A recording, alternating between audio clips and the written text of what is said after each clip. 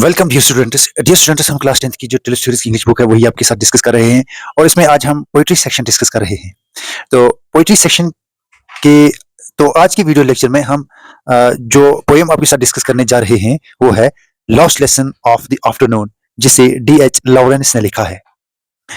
तो सबसे पहले हम D.H. लॉरेंस के बारे में पढ़ेंगे, लेकिन इससे पहले अगर आप हमारे चैनल पर नए हैं या अगर आपने अभी तक हमारे चैनल को सब्सक्राइब नहीं किया है तो इसे जल्दी से सब्सक्राइब करें और घंटी का बटन जरूर प्रेस करें ताकि हमारी हर आने वाली वीडियो की नोटिफिकेशन आप तक सबसे पहले पहुंचे।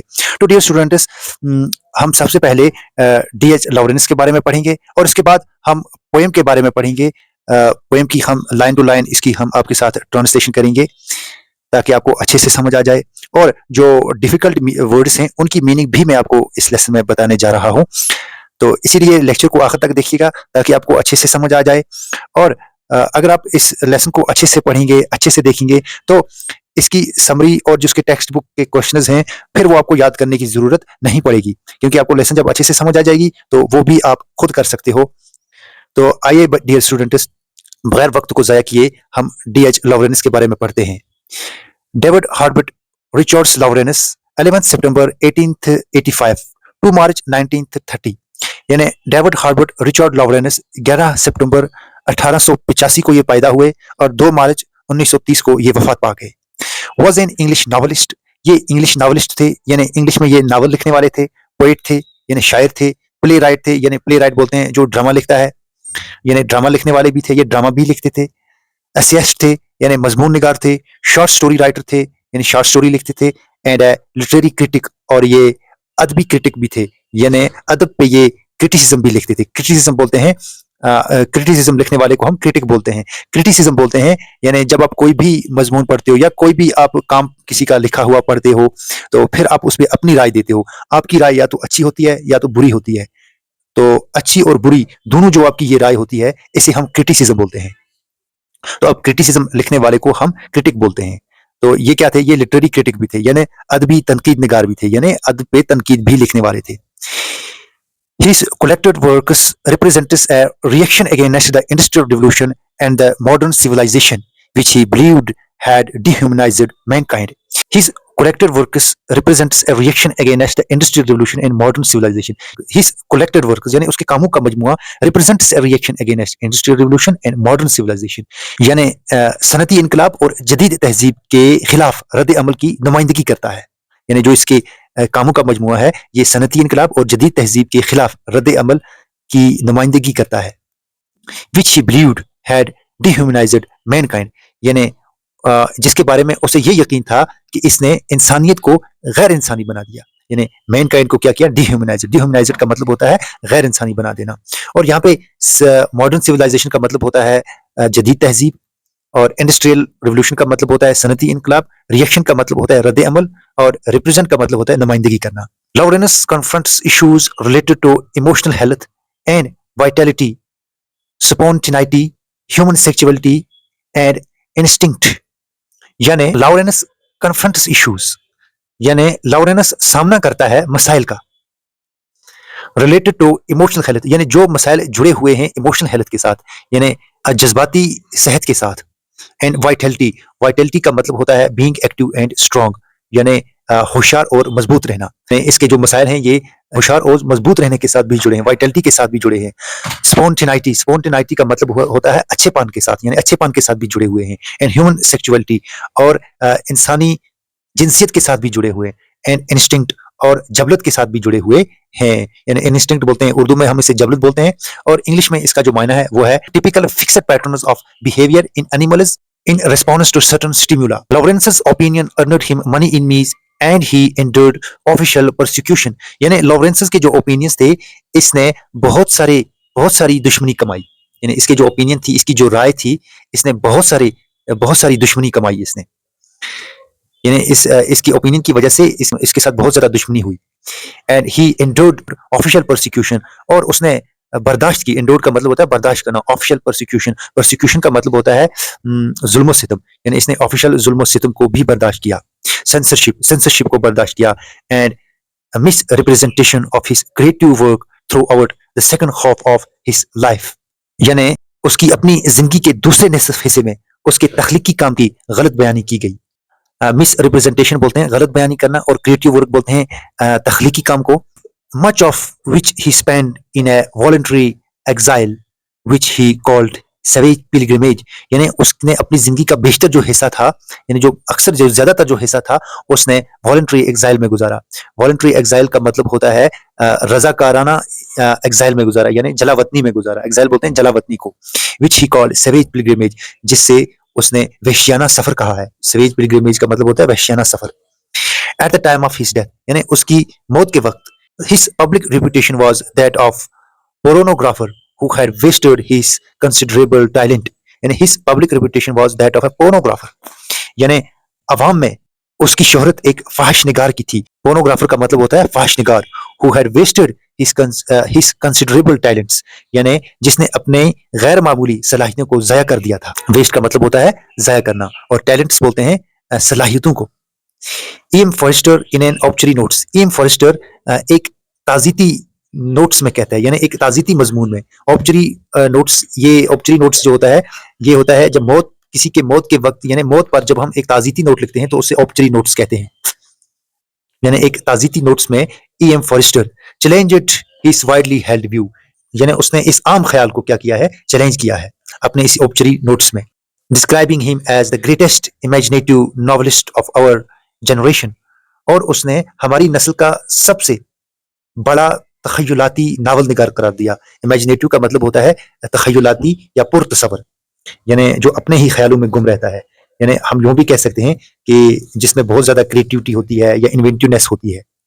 Letter influential Cambridge critic F.R. Leavis, और इसके बाद एक बाअसर, इन्फ्लुएंशियल का मतलब होता है बाअसर, एक कैम्ब्रिज क्रिटिक था F.R. लेविस। F.R. लेविस उसका नाम था। Companion both of his artistic integrity and his moral seriousness, यानी उसने इसकी फनी ध्यानदारी और इखलाकी संजीदगी दोनों की हिमायत की। कंपेनियन बोलते हैं हिमायत करना, और आर्टिस्टिक इंटीग्रिटी का मतलब होता है यानी फनी ध्यानदारी, इंटीग्रिटी का मतलब होता है ध्यानदारी, एंड हिज मॉरल सीरियसनेस, और मॉरल सीरियसनेस बोलते हैं इखलाकी संजीदगी। मॉरल का मतलब होता है इखलाकी और सीरियसनेस का मतलब होता है संजीदगी, यानी उसने इसकी इखलाकी संजीदगी और आर्टिस्टिक इंटीग्रिटी यानी फनी ध्यानदारी, इसकी क्या की, इन दोनों की इसने हिमायत की। कंपेनियन का मतलब होता है हिमायत करना। Placing much of Lawrence's fiction within the great tradition of English novel, और इसने जगह दी लॉरेंस के फिक्शंस को इंग्लिश नावल के ग्रेट ट्रेडिशन में, यानी इंग्लिश नावल के ग्रेट ट्रेडिशन में इसने लॉरेंस की जो फिक्शंस थे, इसके जो अफसाने थे, इनको जगह दी। Lawrence is now regarded as one of the finest novelist in English literature, यानी लॉरेंस को अब इंग्लिश लिटरेचर का एक उम्दा नॉवेलिस्ट यानी नावल निगार समझा जाता है। हिज मेजर वर्क्स इंक्लूड, इसके जो खास काम हैं उनमें क्या है, the White Peacock, Sons and Lovers, the Rainbow, Women in Love and Lady Chatterley's Lover, यानी ये इसके कुछ खास काम है। Lost lesson of the afternoon express a mood of bitter desperation at the thanklessness of a teacher's work, यानी last lesson एक उस्ताद के काम की बेकदरी और नाशुक्री के बायस पैदा होने वाली शदीद मायूसी के जज्बात का इजहार करती है। एक्सप्रेस का मतलब होता है जाहिर करना, और बिटर डिस्पेरेशन का मतलब होता है शदीद मायूसी। थैंकलेसनेस का मतलब होता है नाशुक्री या बेकदरी। The speaker of the poem who happens to be a teacher compares his students with hounds, यानी जो स्पीकर है इस पोएम का, who happens to be a teacher, जो एक टीचर होता है, compares his students with hounds, ये अपने स्टूडेंट्स का मुवाजना करता है, यानी इनको कंपेयर करता है हाउंड्स के साथ। हाउंड्स बोलते हैं हम शिकारी कुत्तों को, शिकारी कुत्तों के साथ इन्हें ये कंपेयर करता है अपने स्टूडेंट्स को। Who hate to chase the knowledge, जो नॉलेज का पीछा करने से नफरत करते हैं, यानी जो इल्म का पीछा करने से नफरत करते हैं। The teacher has failed to inspire them, और जो टीचर होता है इन्हें इंस्पायर करने में नाकाम होता है, यानी इन्हें इनकी हौसला अफजाई करने में, इन्हें इल्म की तरगीब देने में क्या होता है, ये नाकाम होता है। इंस्पायर का मतलब होता है हौसला अफजाई करना या इल्म हासिल करने की तरगीब देना। He thinks that his teaching and the pupils learning are both purposeless, वो ये सोचता है कि उसका पढ़ाना, उसकी टीचिंग यानी उसका पढ़ाना, and the pupils learning, और बच्चों का और जो उसके शागिर्द हैं उनका सीखना, are both purposeless, ये दोनों क्या हैं, बेमकसद हैं। As he can no longer hold them, यानी वो अब ज्यादा देर तक उन्हें नहीं खींच सकता है। हवल का मतलब होता है खींचना, यानी पुल और ड्रैग विद एफर्ट और फोर्स, यानी किसी को पुल करना या ड्रैग करना यानी खींचना, विद फोर्स और एफोर्ट यानी कोशिश के साथ या फोर्स के साथ, उसको हावल कहते हैं। And urge them any more, और न ही मजीद तालीम हासिल करने की ताकीद कर सकता है। अर्ज बोलते हैं ताकीद करने को, यानी अब उन्हें वो मजीद तालीम हासिल करने की ताकीद नहीं कर सकता है या उन्हें मजीद तालीम हासिल करने पर मजबूर नहीं कर सकता है। तो अब हम लेसन पे आते हैं। ऐसे ही हम लाइन टू लाइन इसकी एक्सप्लेनेशन सीखेंगे और साथ में जो मुश्किल वर्ड्स हैं उनका मायना भी आपको मैं बताऊंगा। When will the bell ring and end his weariness? When will the bell ring यानी घंटी कब बजेगी, and end his weariness और इसकी थकन का खात्मा कब होगा। How long have they tugged the leash and strained apart? यानी कितनी देर तक उन्होंने पट्टा खींच के रखा है। लीश बोलते हैं पट्टे को और टग बोलते हैं खींचने को। टग बोलते हैं खींचने को और लीश बोलते हैं पट्टे को। एंड स्ट्रेंड अपार्ट, और वो अलग होने के लिए थकान की निशानी दिखा रहे हैं। यानी पट्टा जो उन्होंने खींचा है, यानी इसका मतलब यह है कि वो स्कूल से अब वो अलग होना चाहते हैं क्योंकि वो थके हुए हैं। My pack of unruly hounds I can't start them again on a quarry of knowledge they hate to hunt. My pack of unruly hounds यानी मेरे इन बेकाबू शिकारी कुत्तों का पैक। अनरूली का मतलब होता है बेकाबू और हाउंड्स का मतलब होता है ये आपको मैं पहले ही बता चुका हूं, जो शिकारी कुत्ते, यानी मेरे बेकाबू शिकारी कुत्तों का pack. I can't start them again on a quarry of knowledge they hate to hunt, यानी मैं दोबारा इन्हें इस शिकार के पीछे नहीं लगा सकता हूं। यानी ये दोबारा कह रहा है कि मैं इन्हें इस शिकार के पीछे नहीं लगा सकता हूं, यानी ये इन्हें इल्म का शिकार करवाना चाहता है और कहता है कि मैं अब इन्हें इल्म के इस शिकार के पीछे नहीं लगा सकता हूं। दे हेट टू हंट, क्योंकि वो शिकार करने से नफरत करते हैं, यानी वो इल्म का शिकार करने से नफरत करते हैं, यानी उन्हें पढ़ाई से नफरत है, वो पढ़ाई का पीछा नहीं करना चाहते हैं। I can howl them and urge them no more, यानी ना ही मैं उन्हें ज्यादा खींच सकता हूं और ना ही मैं ज्यादा उन्हें मजीद ताकीद कर सकता हूं कि वो पढ़ें। हावल का मतलब होता है खींचना और अर्ज का मतलब होता है ताकीद करना। तो अब हम अगले पेज की तरफ आते हैं। No longer now can I endure the burnt, यानी मैं मजीद इस बोझ को बर्दाश्त नहीं कर सकता हूँ। बर्न्ट बोलते हैं बोझ को और एंड्योर का मतलब होता है बर्दाश्त करना। Of the books that lie out on the desk a full 3 score, यानी जो किताबें मेजों पर पड़ी हैं पूरे 60 के करीब। फुल 3 स्कोर, 3 स्कोर का मतलब होता है 60। 3 स्कोर हम 60 को बोलते हैं और 4 स्कोर हम 80 को बोलते हैं, यानी 80। 3 स्कोर का मतलब होता है 60। Of several work that they have offered me, यानी मुख्तलिफ काम उन्होंने मेरे सामने पेश किए हैं, यानी उन्होंने बहुत सारे कामों की, सिविल वर्क का मतलब होता है बहुत सारे काम और ऑफर मतलब का मतलब होता है पेशकश करना, यानी बहुत सारे कामों की उन्होंने मुझे पेशकश की है। I am sick and what on earth is the good it all, यानी मैं तंग आ चुका हूं और आखिर इस सब की इस जमीन पर क्या अच्छाई है, यानी इस सब का फायदा ही क्या है। व्हाट गुड टू देम और मी आई कांट सी, यानी मैं नहीं समझता हूं। आई कांट सी का मतलब होता है मैं नहीं समझता हूं कि क्या इससे उनकी कुछ अच्छाई है और ना ही मेरी। So shall I take my last dear fuel of life to heap on my soul, यानी क्या मैं अपनी जिंदगी का जो, यानी क्या मैं अपनी जिंदगी का जो आखिरी फ्यूल है, यानी जो आखिरी प्यारा ईंधन है, यानी ये डियर फ्यूल कहता है यहाँ पे ईंधन को, यानी जैसे गाड़ी चलाने के लिए ईंधन का इस्तेमाल होता है, ऐसे ही इंसान को अपनी जिंदगी आगे बढ़ाने के लिए जज्बे की जरूरत पड़ती है, जज्बे का इस्तेमाल वो करता है।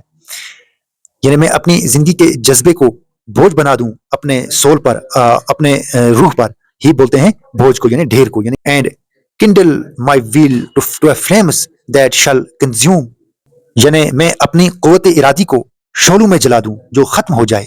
व्हील बोलते हैं कुव्वत इरादी को और किंडल बोलते हैं जलाने को और फ्लेम्स बोलते हैं शोलों को, यानी मैं अपनी कुव्वत इरादी को शोलों में जला दूं, दैट शैल कंज्यूम जो खत्म हो जाए, their dross of indifferences and take the tool of their insults in punishment, I will not, their dross of indifferences, यानी उनकी बेहसी के कचरे को, dross बोलते हैं कचरे को और indifferences बोलते हैं बेहसी को, and take the tool और बदला लूं of their insults उनकी बेइज्जतियों का in punishments सजाओं की सूरत में, I will not, मैं ऐसा नहीं करूंगा।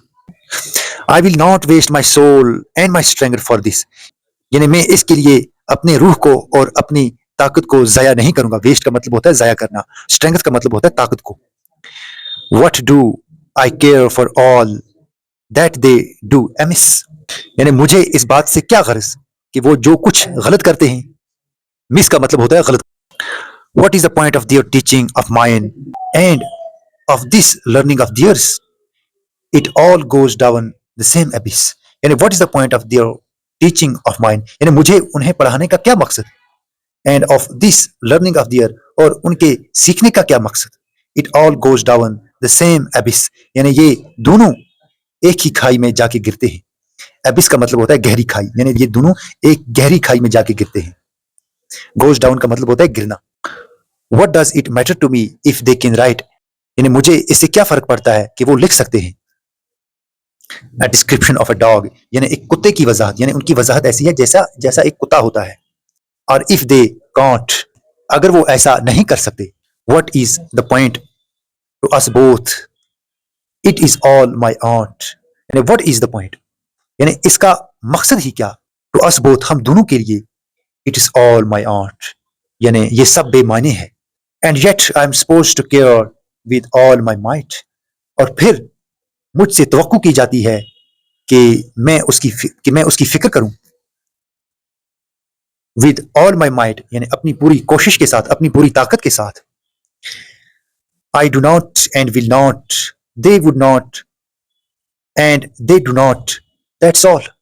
यानी I do not, मैं ऐसा नहीं करता हूं, and will not, और मैं ऐसा नहीं करूंगा। They would not, they wouldn't, वो भी ऐसा नहीं करेंगे। And they do not, और वो ऐसा नहीं करते हैं। And that's all, और बात खत्म हुई। यानी इसका यहाँ पे कहने का मतलब है कि मैं उन्हें पढ़ाना चाहता हूँ, लेकिन वो पढ़ना नहीं चाहते हैं, वो सीखना नहीं चाहते हैं। फिर ये जो टीचर है ये आखिर पे तंग आ जाता है और ये सब ये बातें फिर कहता है, यानी तंग आके ये सब बातें कहता है कि, और उन्हें वो तशबीह देता है हाउंड्स के साथ, यानी उन्हें कंपेयर करता है शिकारी कुत्तों के साथ।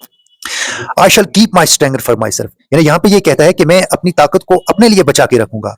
स्ट्रेंथ बोलते हैं ताकत को। They can keep theirs as well, और वो अपनी ताकत अपने लिए बचा के रखें। Why should we beat our heads against the wall of each other? यानी हम क्यों एक दूसरे का सर पीटें, एक दूसरे के खिलाफ दीवारों पर। I shall sit and wait for the bell, यानी मैं बैठूंगा और इंतजार करूंगा घंटी के बजने का। यानी ये आखिर पे कहता है कि मैं अब उन्हें नहीं मजीद पढ़ाऊंगा, मैं अपना सर नहीं पीटूंगा और वो भी अपना सर न पीटें, यानी वो भी न सीखें। मुझे कोई फर्क नहीं पड़ता है अगर वो नहीं भी सीखेंगे। तो फिर ये कहता है कि मैं अपनी ताकत को, यानी अपनी जो ताकत है ये अपने पास बचा के रखूंगा और मैं उन्हें नहीं पढ़ाऊंगा। और वो, क्योंकि वो भी अपनी ताकत अपने पास बचा के रखते हैं, वो भी नहीं पढ़ते हैं, वो भी नहीं सीखते हैं। तो फिर ये कहता है कि मैं अब ऐसे ही बैठा रहूंगा और घंटी के बजने का इंतजार करूंगा। तो इसी के साथ ये जो लेसन है ये खत्म हुई। तो नेक्स्ट लेक्चर में हम इसकी समरी, टेक्स्ट बुक के क्वेश्चंस और जो लर्निंग डिवाइसेस हैं वो सीखेंगे। आखिर पर कमेंट सेक्शन में अपनी राय से हमें जरूर आगाह कीजिएगा। आपकी राय हमारे लिए बाइस फख्र होगी। Thanks for watching.